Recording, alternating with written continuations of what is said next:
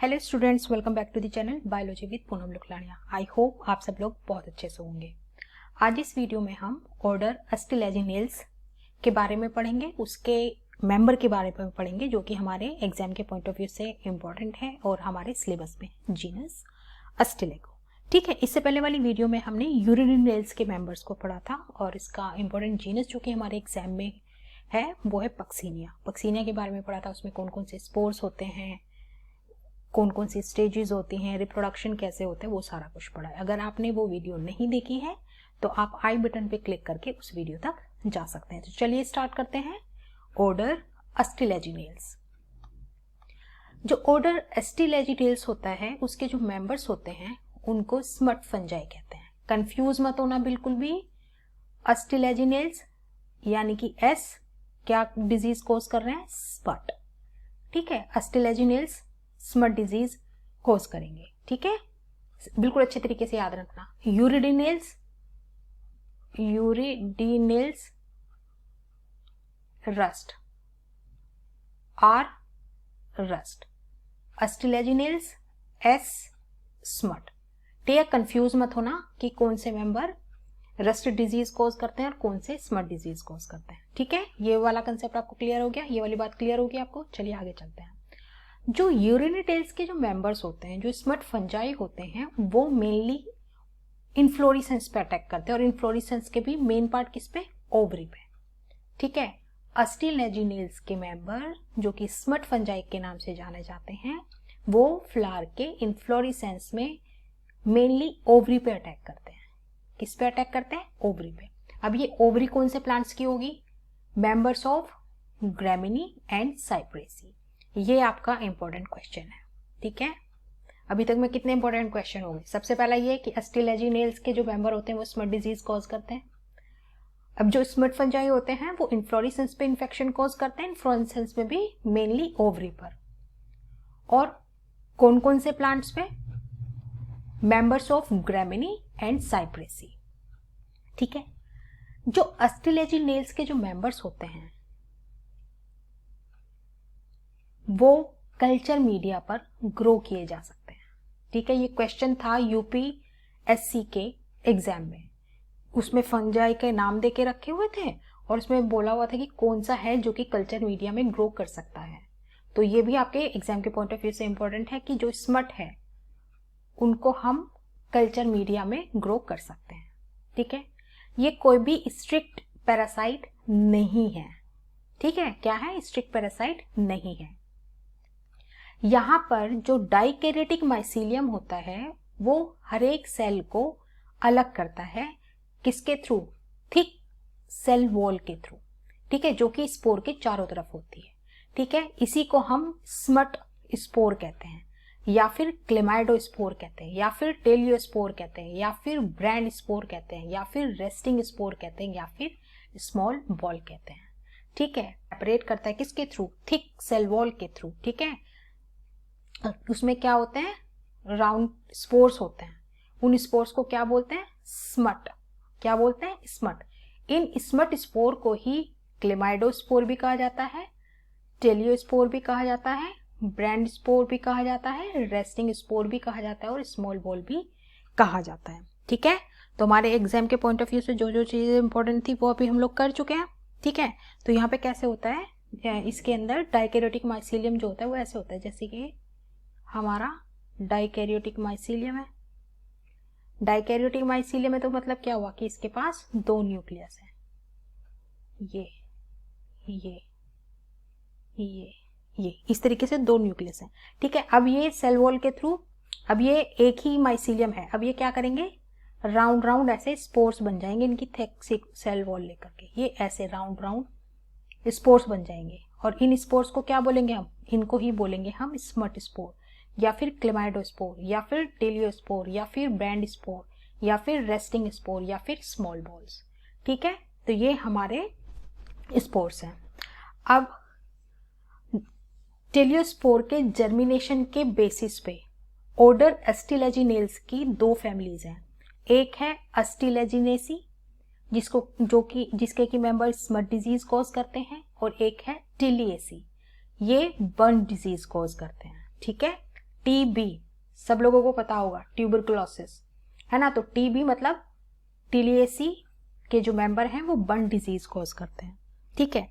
अब इनमें क्या डिफरेंस है वो हम पढ़ लेते हैं। सबसे पहले हम लेते हैं हमारा अस्टिलेजिनेसी के मेंबर। तो प्रोमाइसीलियम कैसे होगा, ऐसे, ये हमारा प्रोमाइसीलियम बन गया, 1 2 3 4।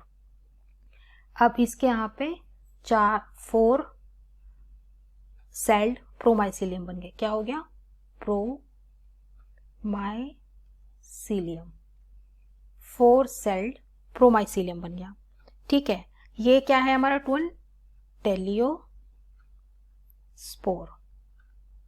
सेल स्ट्रक्चर, ठीक है। बेसिडियोस्पोर, ठीक है, समझ में आ गया। जो अस्टिलेजिनेल्स के मेंबर हैं वो उनकी जो फैमिली है ऑर्डर एस्टिलेजिनेल्स की एक फैमिली जिसका नाम है अस्टिलेजिनेसी, वो स्मट डिजीज कॉज करती है। उसका जो टिलेटोस्पोर होता है सीलियम बनाता है और उसमें 4 बेसिडियोस्पोर्स होते हैं, ठीक है। अब यहां पर एक और बात ध्यान रखने की है कि जो अस्टिलेगो हमने पढ़ा के जो मेंबर्स होते हैं, अस्टिलेगो के जो मेंबर होते हैं उनके अंदर जो टिलियोस्पोर होते हैं वो फ्री होते हैं। कैसे होते हैं, फ्री, ठीक है। जबकि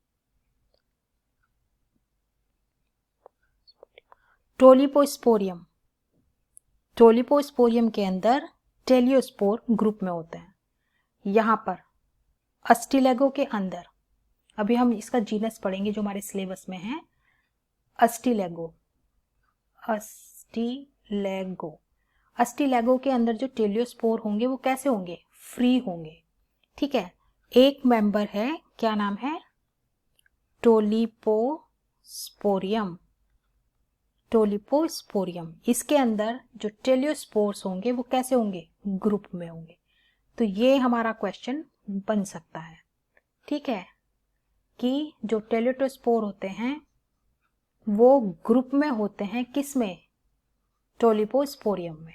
टोलिपोस्पोरियम के अंदर टेलियोस्पोर ग्रुप में होते हैं और एस्टिलेगो के अंदर फ्री होते हैं। ये हमारा क्वेश्चन बन गया, ठीक है।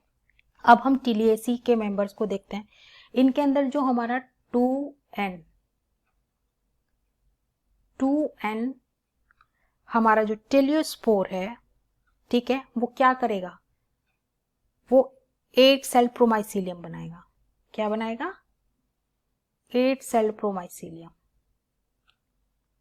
देख लेते हैं कितने, 1 2 3 4 5 6 7 8, ठीक है, 8 सेल बना लेगा, 1 2 3 4 5 6 7 8, इसको हटा देते हैं। ये 8 सेल्ड प्रोमाइसीलियम बन गया।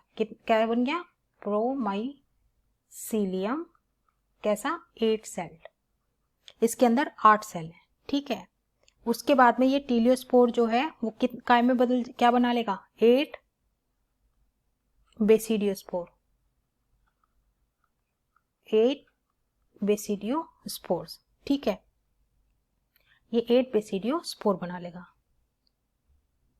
इसके एग्जाम्पल्स क्या दिया, और नियोवेसिया टेलिटिएसी के जो मेंबर्स हैं उनके अंदर इस तरीके से 8 बेसिडियोस्पोर बनते हैं और ये बर्न डिजीज कॉज करते हैं। तो अस्टिलेजिनेल्स के, ऑर्डर एस्टिलेजिनेल्स के कुछ इंपॉर्टेंट पॉइंट्स और उससे जो 2 फैमिलीज बनी है, अस्टिलेजिनेसी और टीलिएसी के कैरेक्टर्स हमने लिखे हैं, जिसमें कि अस्टिलेजिनेसी जो है स्मट डिजीज कॉज करता है और टीलिएसी बर्न डिजीज कॉज करते हैं। अस्टिलेजिनेल्स के जो मेंबर्स होते हैं उनके अंदर जो टेलियोस्पोर होता है, पहले उसमें 4 सेल प्रोमाइसीलियम बनता है, उसके बाद 8 बेसिडियोस्पोर बनते हैं, ठीक है। जो अस्टिलेजिनेसी के जो मेंबर हैं जैसे कि अस्टिलेगो, उसके अंदर टेलियोस्पोर जो होते हैं वो फ्री होते हैं, जबकि टोलिपोस्पोरियम के अंदर ग्रुप में होते हैं। और टीलिएसी का एग्जाम्पल क्या क्या है, कौन कौन से स्पीसीज, टेलिएटिया और नियोवेसिया, टेलिटिया एंड नियोवेसिया, ठीक है, ये बिल्कुल अच्छे तरीके से लर्न कर लेना। अब हम चलते हैं हमारे जीनस अस्टिलैगो के ऊपर। अब अस्टिलैगो जो होता है वो अपने होस्ट को बिल्कुल बुरी तरीके से मार देता है। आप कह सकते हैं कि it completely destroy all the infected tissue. जहां पे भी ये इन्फेक्शन कोज करता है ये उस पोर्शन को बिल्कुल खत्म कर देता है। ठीक है, अब जो माइसीलियम होता है वो स्पोर मास को कवर करके रखता है। यह एक ओटेशियस फंजाई है। ओटेशियस फंजाई आप लोगों को पता होगा कौन, जो कि सिर्फ एक होस्ट के ऊपर अपनी लाइफ स्पेंड करते हैं। ठीक है, all species cause smut disease, सबके सब क्या करते हैं, स्मट डिजीज कॉज करते हैं। जो बर्न डिजीज है वो कौन करते हैं, वो करते हैं टिलिएसी के मेंबर्स। अब इनके कुछ इंपॉर्टेंट स्पीसीज हैं जो कि हमें देख लेते हैं, एग्जाम के पॉइंट ऑफ व्यू से इंपॉर्टेंट है। जैसे कि हमारा अस्टिलैगो ट्रिटिकी। अस्टिलैगो ट्रिटिकी क्या करता है, वो लूज स्मट डिजीज कॉज करता है ऑफ व्हीट। अस्टिलैगो एवेनी वो लूज स्मट करता है ओट की।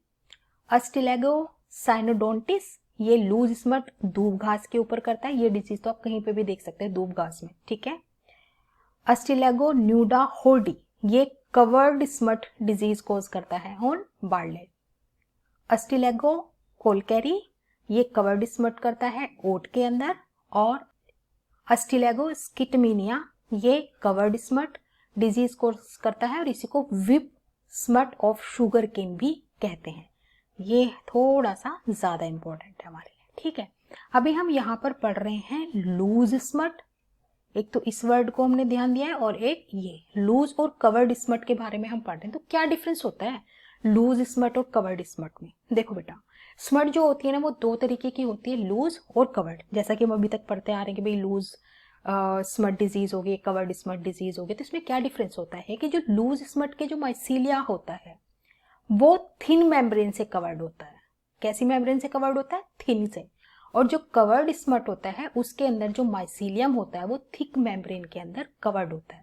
ठीक है, थिक मेम्ब्रेन में तो वो कॉम्पैक्टली अरेंज्ड होगा।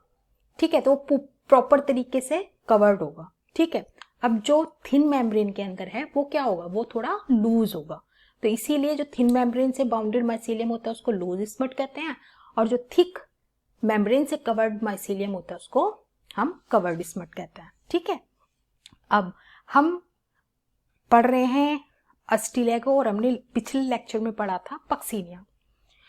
एक डिजीज कॉज करता है रस्ट, मतलब एक जीनस के जो मेंबर हैं वो क्या डिजीज कॉज करते हैं, रस्ट, और एक के करते हैं स्मट। अब इस रस्ट और स्मट डिजीज में आखिर अंतर क्या है, डिफरेंस क्या है, वो हम पढ़ लेते हैं। तो चलिए लिखते हैं, ये हमारा है रस्ट और ये हमारा है स्मट। आप लोग प्लीज नोट्स बना लीजिए। तो सबसे पहले रस्ट में क्या डिफरेंस होता है, रस्ट और स्मट में क्या डिफरेंस होता है कि जो रस्ट होता है, जो मेंबर्स रस्ट डिजीज कोज करते हैं वो ओब्लिगेट पैरासाइट होते हैं। कैसे होते हैं, ओब्लिगेट पैरासाइट। और जो स्मट डिजीज कोज करते हैं वो फैकल्टेटिव होते हैं या फिर सेप्रोफाइट होते हैं। कैसे होते हैं, फैकल्टेटिव और सेप्रोफाइट्स। ठीक है, ये स्मट जो होते हैं वो बिल्कुल डिस्ट्रॉय कर देते हैं टिश्यू को जहां पे भी इन्फेक्शन करते हैं। दूसरा हमारा क्या पॉइंट होता है, दूसरा पॉइंट होता है कि जो रस्ट वाले जो फंजाई होते हैं वो ओटोइशियस भी हो सकते हैं और हेटरोसियस भी हो सकते हैं। ओटोशियस भी हो सकते हैं, हेटरोसियस भी हो सकते हैं। मतलब एक होस्ट के ऊपर अपनी लाइफ गुजार सकते हैं या फिर एक से ज्यादा होस्ट के ऊपर अपनी लाइफ गुजार सकते हैं। लेकिन जो स्मट होते हैं उसके सारे मेंबर कैसे होते हैं, ओटोशियस। ठीक है, आ गई बात समझ में।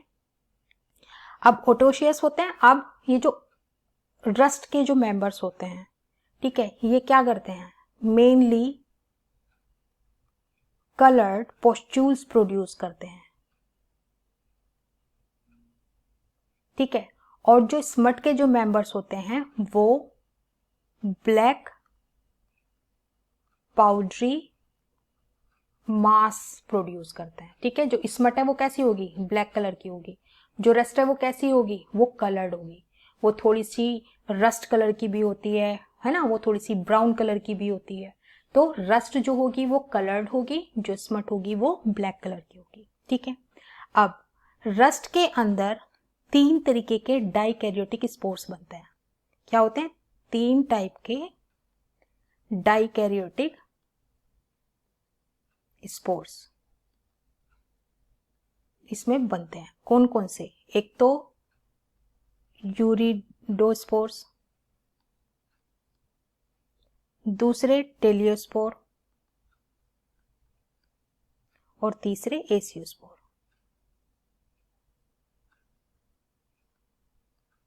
ठीक है, तो इसमें रस्ट में 3 टाइप के डाइकैरियोटिक स्पोर्स बनते हैं, जबकि स्मट के अंदर सिर्फ एक टाइप के डाइकैरियोटिक स्पोर होते हैं, और वो कौन से होते हैं? क्लेमाइडोस्पोर।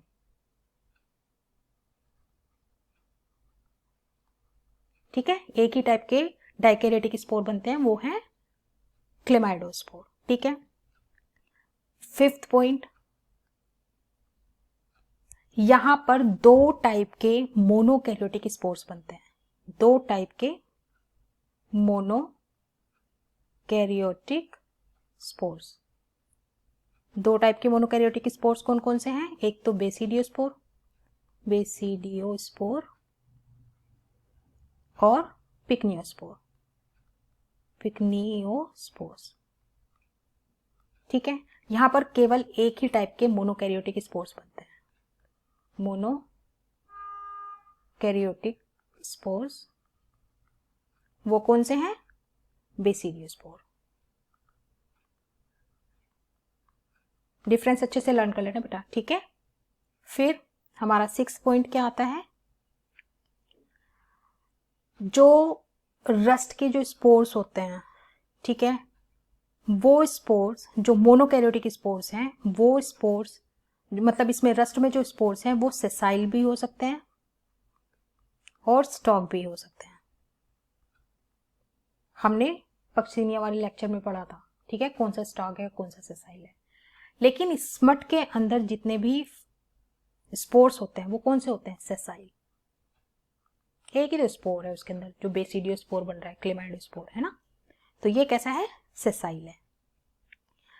जो रस्ट होते हैं, यहां पर लिख लेते हैं हम 7th पॉइंट, जो रस्ट होते हैं उसके जो स्पोर्स होते हैं वो हाइफी के एपेक्स पे बनते हैं। जैसे ये हाइफी है, इसके एपेक्स पे, यहां पर एपेक्स पे क्या बनेंगे? स्पोर्स बनेंगे। ठीक है, जो स्मट के स्पोर्स होते हैं वो इंटर कैलरी होते हैं। ठीक है, डिफरेंस समझ में आ गया। जो रस्ट के स्पोर्स होते हैं वो माइसीलियम के टिप पर बनते हैं, और जो स्मट के स्पोर्स होते हैं वो माइसीलियम के बीच में बनते हैं, यानी कि इंटर कैलरी होते हैं।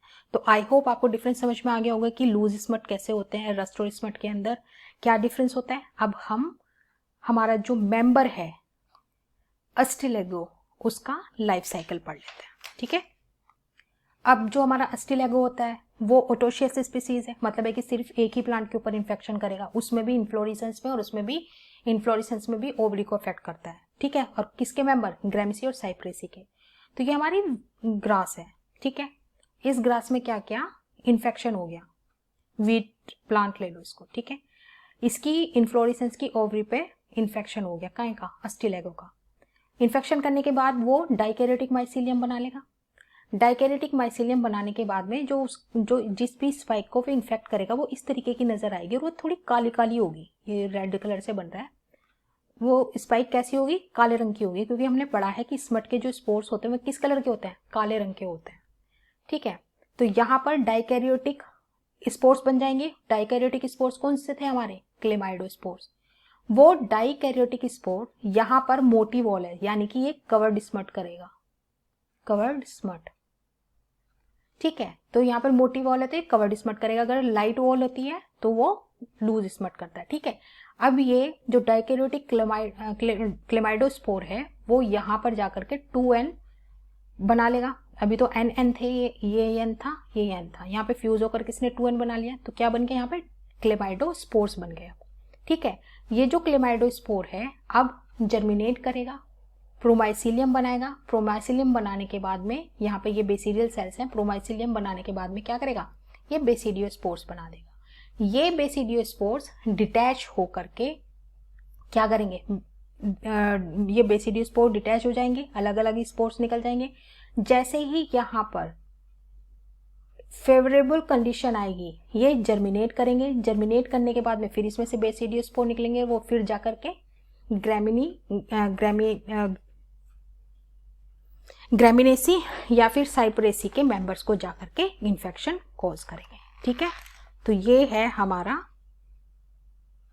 ग्रामिनी और साइप्रेसी के मेंबर को जाकर के फिर से इन्फेक्शन करेंगे। तो ये है हमारा लाइफ साइकिल अस्टिलैगो का। ठीक है, आई होप आपको समझ में आ गया होगा।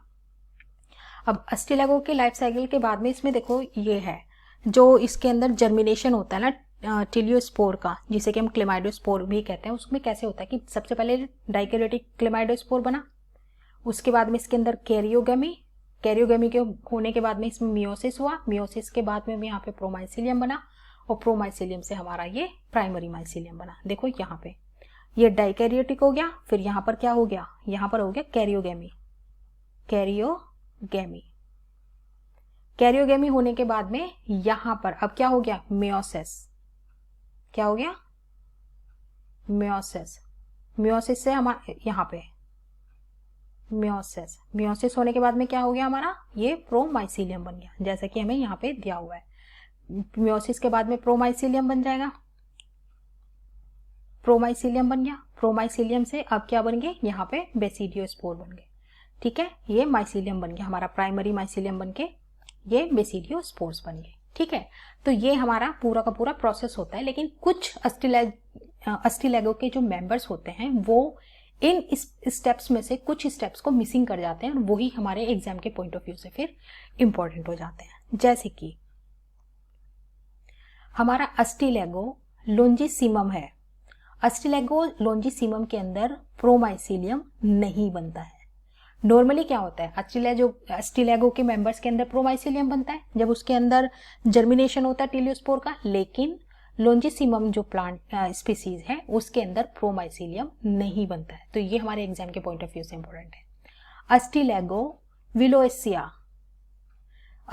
विलोएसिया जो होता है उसके अंदर 3 सेल्ड प्रोमाइसिलियम बनता है, 4 सेल्ड नहीं बनता है। कैसा बनता है, 3 सेल्ड माइसिलियम बनता है। एक अस्टिलैगो न्यूडा, उसके अंदर कोई भी सोरिडिया नहीं बनता, यानी कि बेसिडियोस्पोर्स ही नहीं बनते हैं। तो ये हमारे एग्जाम के पॉइंट ऑफ व्यू से बहुत ज्यादा इंपॉर्टेंट है कि अस्टिलैगो लोंजिसिमम इसके अंदर प्रोमाइसिलियम नहीं बनता है, वायोलेसिया के अंदर 3 सेल्ड प्रोमाइसिलियम बनता है, और नूडा के अंदर कोई भी सोरिडिया नहीं बनता है, यानी कि बेसिडियोस्पोर नहीं बनता है। ठीक है, अब डाइकैरियोटाइजेशन, जो डाइकैरियोटाइजेशन होता है मेनली ऐसी स्पीसीज में होता है जो कि हेट्रोथेलिक होती हैं। ठीक है, हेट्रोथेलिक में क्या होता है, सबसे पहले फ्यूजन हो जाता है 2 प्राइमरी माइसिलियम का, फ्यूजन हो जाने के बाद में इनके अंदर कॉन्जुगेशन हो जाता है। ठीक है, बेसिडियोस्पोर में कॉन्जुगेशन हो जाता है, फिर इनके जो 2 जर्म सेल्स होते हैं, बेसिडियोस्पोर की तो जो 2 जर्म सेल्स होती हैं उनके अंदर फ्यूजन होता है ना, by the fusion of infected thread. ठीक है, तो यहाँ पे रिप्रोडक्शन कैसे है कि डाइकैरियोटिक माइसिलियम में सबसे पहले एक्सटेंसिव ग्रोथ होगी इन्फ्लोरेसेंस के अंदर। जैसे ये है हमारा ओवरी है हमारे ग्रेमिनेसी की। ठीक है, तो सबसे पहले क्या होगा, जो हमारा डाइकैरियोटिक माइसिलियम है वो इन्फ्लोरेसेंस के अंदर ग्रोथ लेगा। ठीक है, और ये जो माइसिलियम है ये ओवरी के अंदर ऐसे इकट्ठा हो जाएगा।